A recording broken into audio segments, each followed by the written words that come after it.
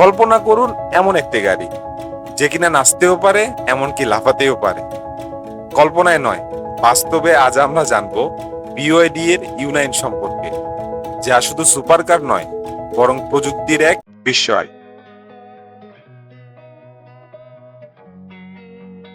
এটি হচ্ছে ইয়াংওয়াং U9, BYD এর প্রথম অল ইলেকট্রিক সুপারকার, যা 2024 সালে বাজারে আসে।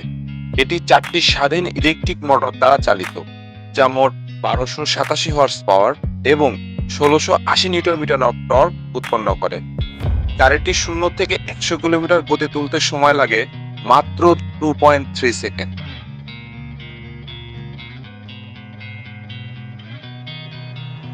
গাড়িটি ডিজাইন করেছেন বিখ্যাত জার্মান ডিজাইনার ওলফগ্যাং এগার, যিনি আগে অডি এবং ল্যাম্বরগিনিতে কাজ করেছেন। ইয়াংওয়াং U9 এর বডি স্টাইল টু ডোর কুপে এবং এতে রয়েছে বাটারফ্লাই ডোর, যা গাড়িটিকে আরো আকর্ষণীয় করে তোলে। BYD এর মতে গাড়িটির সর্বোচ্চ গতি প্রায় 309 কিলোমিটার পার আওয়ার, আর এটি একবার চার্জে প্রায় 450 কিলোমিটার পথ পাড়ি দিতে পারবে। গাড়িটি চীনের নুরবুরিং ট্র্যাকে 7 মিনিট 17.9 সেকেন্ডের একটি ল্যাপ সম্পন্ন করেছে, যা চীনা গাড়ির জন্য একটি রেকর্ড। BYD U9 এর মূল্য চীনে প্রায় 1.68 মিলিয়ন ইউয়ান, যা প্রায় 2.33 লাখ মার্কিন ডলার, বাংলাদেশি টাকায় প্রায় 3 কোটি টাকার মতো।